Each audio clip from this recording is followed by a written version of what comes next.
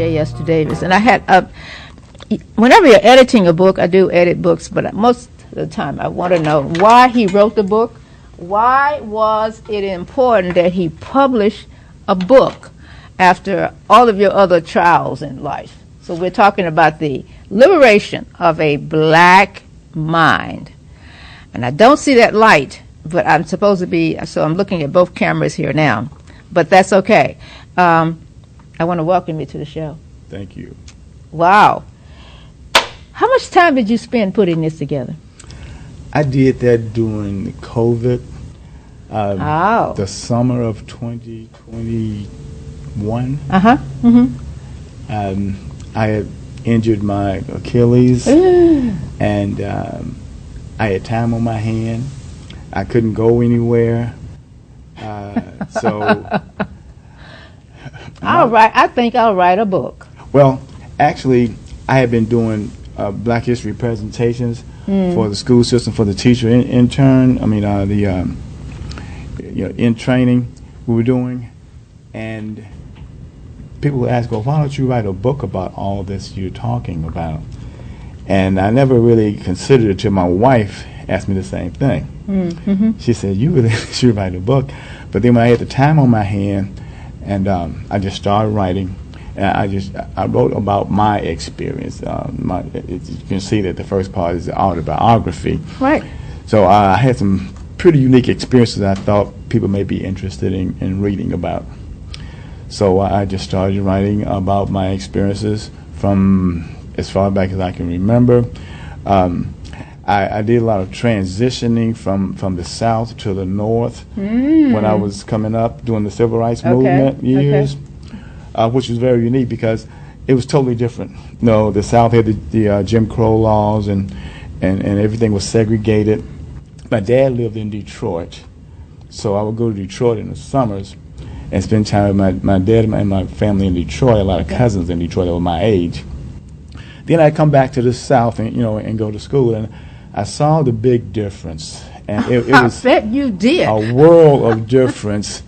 And then the whole racist situation, the racist incidents that I would encounter with white people periodically, and I would ask the adults. I was a kid, 8 years old, and I'm asking the adults why, we so disliked by white people, and nobody could give me an answer. It was always, it's because you're colored. So you would ask your grandmother, people in your family, adults, why? And in fact, I'm reading it. I'm reading it right now. It says, as a child, I would ask adults, why are we so disliked by white people? And they would say, it's because you're colored. Well, that wasn't really an explanation, was it? I mean, what did you think? You're 8 years old. What did you think about that? That wasn't an answer. That wasn't an answer. Yeah. I couldn't comprehend that. And as I grew older, people would have the same answer. So I had to kind of find my own answers and research, and it's been a lifelong, search for the answer. The answer of why we were so disliked by the white people. Well, I enjoyed the book from beginning to end. We did this, 2 years ago? Yes. Roughly 2 years ago? Now, my first incident of firsthand raw racism that I read about when I was 8 years old, we moved, the neighborhood we lived in Memphis, had previously been white. Okay. But... So what year are we talking about? We're talking about 1959. Well, 1953. You were born. Yeah, born in 53. So about around 1958, 59, there was some still lingering white businesses in the neighborhood, although white people lived there. The Sandra store, the grocery store. You remember the name of the stores? Oh yeah. Oh yeah. And then the movie theater that turned into Stacked Recording Studio, one of the biggest black studios in the country. Right. Your timing for this book, Coach, is ideal because you're in Memphis, Tennessee, the rise of Dr. King in the Civil Rights Movement. Yes. You're close to Saks. It was STAX, wasn't it? STAX. It was owned by two white people. Right. A white man named was Stanton, and a white lady named was Axum. And they Who were some of the stars that recorded there that you can remember? Otis Redding, Wow. Sam and Dave, Soul Children. Sam and Dave. Yeah. Isaac Hayes. Really? Yeah.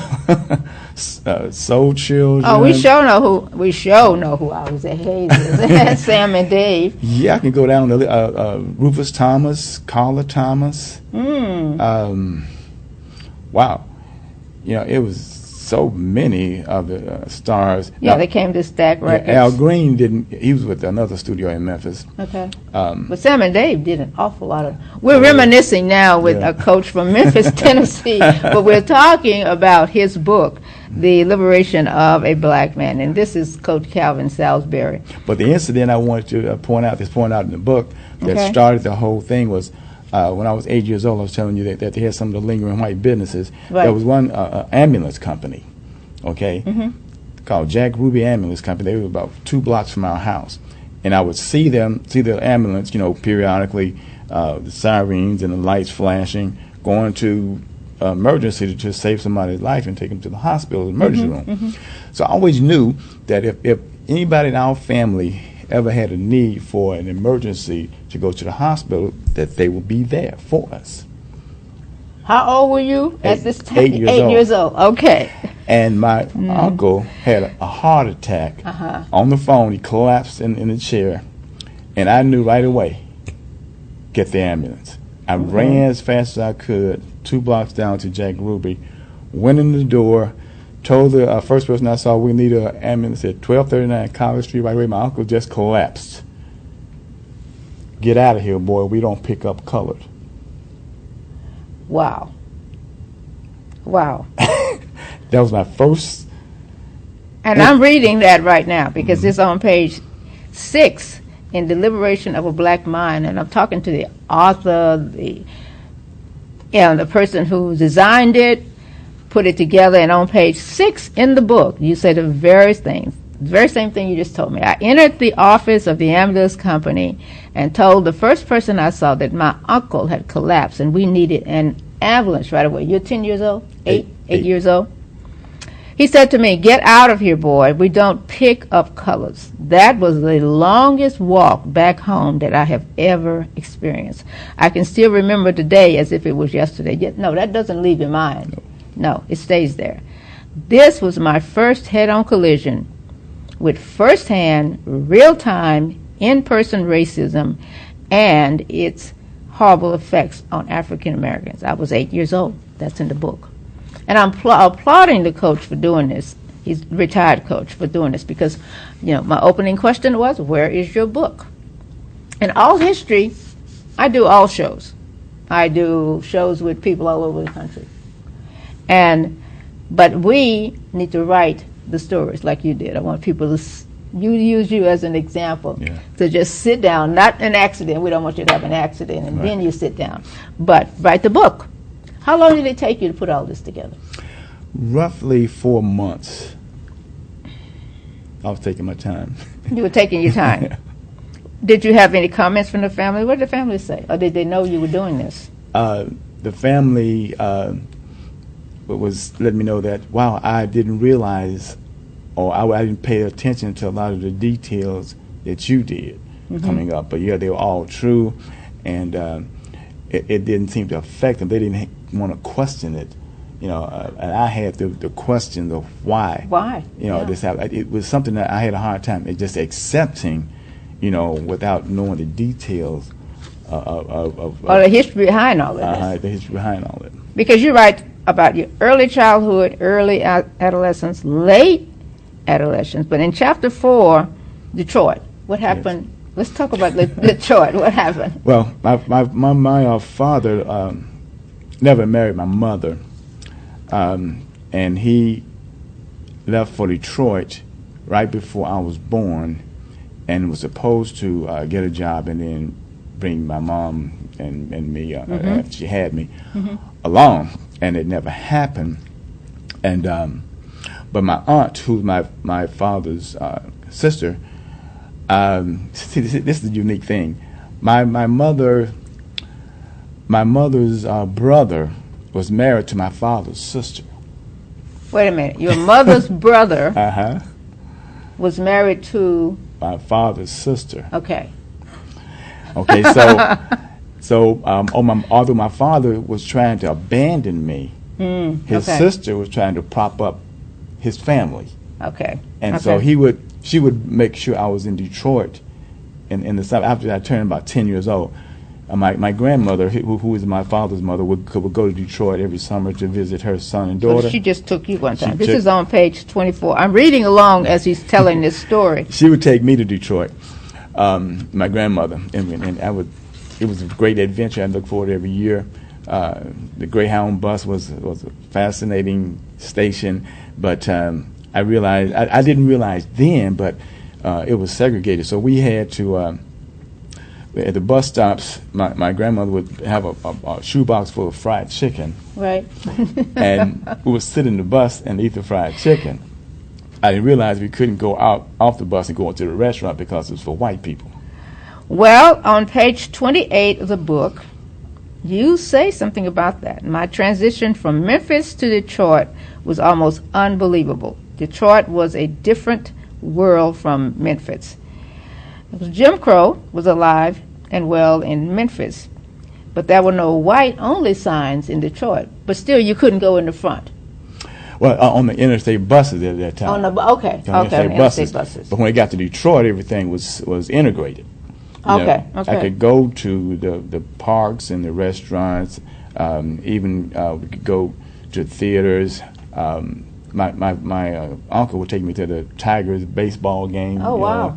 And we'd go to Cobo Hall for the wrestling matches. Now, where did you sit at the baseball stadium? Oh. Could you sit anywhere? You could sit anywhere. Okay. Okay. It was totally integrated. Integrated. In Detroit. Everything was integrated. There was, wasn't any segregation going on at all. We are reading the book, and I'm interviewing the author of Liberation of a Black Mind. I did the editing of the book, and I have to draw a line here because I'm older than Coach is. So he covers from 1953, the white-only signs through. Well, that's when I was born, 1953. You were born in 53. But my experiences started about around 1958. Okay, 58. And but all you hear so much about civil rights because it really covers a wide area. And my birth date, matter of fact, I mentioned it too.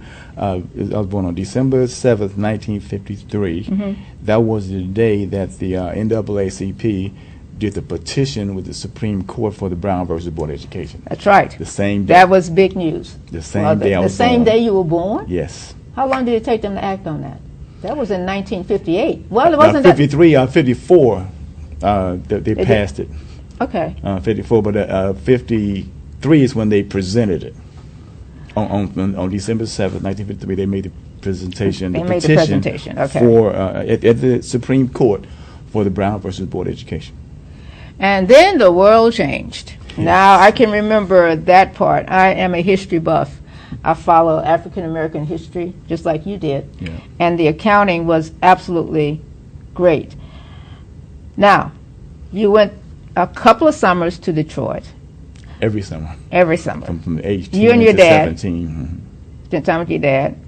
And then in chapter 7, you cover, this is on page 37. I got to get to this part. We got to talk about this. Transcendental meditation. Meditation. Meditation. While working at a high-paying night job. Now, that is funny, Coach. That was $3.60 an hour, which is double the minimum wage at that time. $3 and what? And 60 cents. $3.60. I became acquainted with a guy that was 5 years older than me. He was originally from Chicago, but had lived in Memphis for about 10 years. And he had gone to college, got his degree in microbiology at the University of Memphis. You were amazed by what he had done. Well, not so much what he's done, but how he would still spend time hanging out with us and kept up with his studies and was acing his classes. That's what amazed me, is that he would hang out with us, playing basketball and going to the clubs, and be Wow. ace in his class in microbiology. And how old are you now? Now I'm 70. You're now 17. Then. Yes. Then I was like 20. 21, 22. Yeah, 21, 22. But you started going to these classes. What did they do for you? It changed my world. Really? It put me on a different planet. Ooh, ooh, ooh, ooh. And that, I didn't believe the hype. And you go to the orientation for a couple of nights, and then you can sign up for the 4-day course. Okay, you mentioned the 4-day course. And so the 2-day orientation, it seemed to be too good to be true, and I was going to call it a bluff on it. Okay.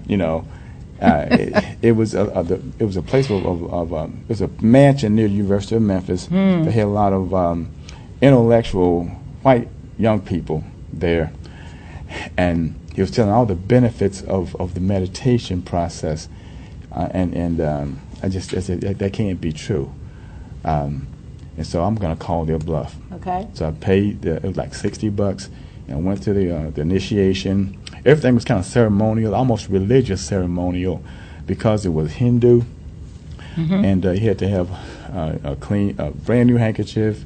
He had to have 3 fresh fruit and 3 fresh flowers. Then they sat you down, and they had the Hindu music background going, and they presented you with a mantra. It's a sound that has some meaningless sound. A mantra of sound was in the background on the recording. No. The music was in the background, Hindu music, but what they gave you was a mantra, which is a meaningless sound that you repeated mentally with your eyes closed. Chanting. Yeah, chanting, but no, it's mental. It's not verbal. Okay. So when you have to sit in a comfortable position, like you're about trying to fall asleep, and then you begin to repeat that mantra sound mentally with your eyes closed. And what it does, Yeah, what does it do? it causes your metabolism to drop twice as deep as sleep. Okay. But your consciousness is almost twice as alert. You're twice as deep as sleep, and your metabolism. But your consciousness is rising. Consciousness is rising. And you do it for 20 minutes. How often did you do this? It says something in the book about Twice this. a day. Twice a day? Yeah, 20 minutes of meditation is equal to 4 hours of sleep metabolically. And how old are you again? I'm 70. You're no. Then when this But happened? then I was 22. 22 years old. Mm-hmm. That's an unusual path for a 22-year-old.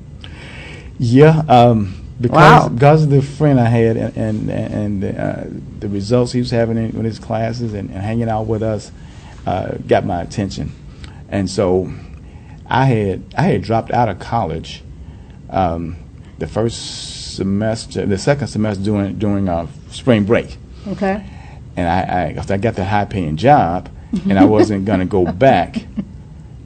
And but that's why I met him at the job. And when I started meditation, and felt the power of the mental power and the physical power. Wow. My ambition grew, and Yeah. I wanted to get back. Well, your to ambition school. came back, and you want to go back to school. Yes. My guest is has written a book, and we're talking about his book, the autobiography of Calvin Saulsbury. I still call him Coach, even though he's retired. Liberation of a Black Mind, which is on sale on Amazon. We have it right here on the big board in the studio.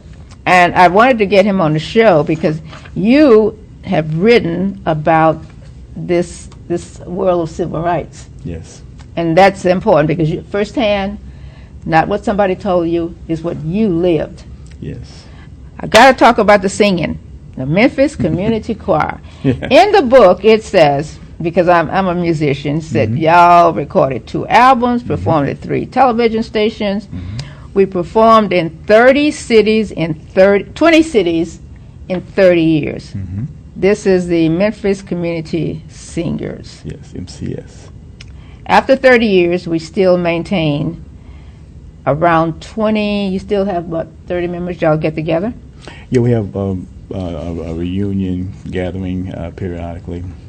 Really? Yes. Well, you got to invite me. What, in Memphis? It's in Memphis. Oh no, I don't want to. I don't want to start in Memphis.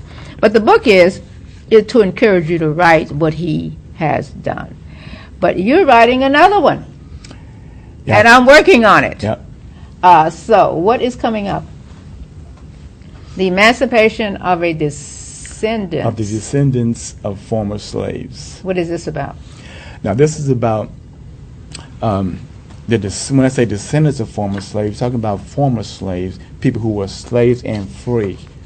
Okay. Yep. People like Frederick Douglass or Booker T. Washington. Oh, we didn't have very many of those people. No, we didn't have that many of those people, but these are the descendants of them. So you're writing. Wait a minute. You switch gears. Mm-hmm. You're writing about the emancipation of the children, the first generation of slaves. Yes, but Right? No, I'm writing about their descendants. Okay, it's about their descendants, which is us primarily. Okay. That have still mentally enslaved. Mentally enslaved. Yes, still mentally Coach, you're enslaved. full of surprises. And you go into the world of sports. Yes. Okay. Mm-hmm. And then from the world of sports to a family, children. Now we're retired. So, what I'm thinking is that you probably got, 3 or 4 more books in your head? Yeah, I'm working on Oh, my gosh. making bootstraps right now. What do you mean? People say that you're free, so you have to pull yourself up by your bootstraps. Okay. Okay. All right. And so I'm writing about the fact that you have to have boots before you have bootstraps. Then you have bootstraps. Some of the things that we and generational from generation, we should be designing and developing bootstraps for our posterity. Okay. Okay. And that's not happening for the most part. You know that here in Texas, the people that came with the homestead, they were allotted land free. If they could keep the Indians off the land, they could own the land. Right. So you have land in Texas where people have never paid a dime for a mortgage, and even today with the ranches, as long as you have cattle, you don't have to pay any property taxes. That's true. And so they got their boots. They got their bootstraps. Okay. You understand? Yes. So they can pull themselves up, something to pull themselves up with.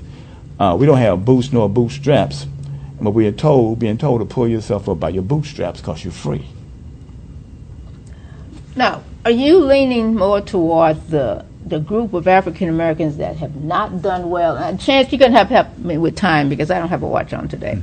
And that camera, there's no time clock in this studio. Yeah. We have, for the rest of you, there's a time clock in all of the studios in here, except the real video rooms. There's not one.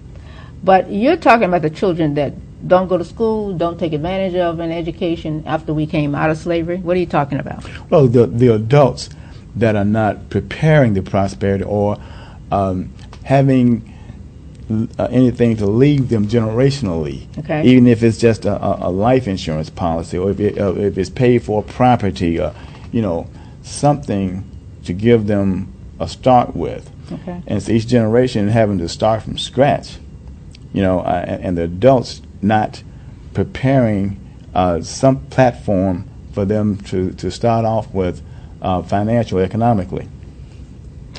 That's a whole nother paradigm shift right there, because we have property, we lost some of the property, we moved to the city, and right now the big conversation is about the homes that we have left.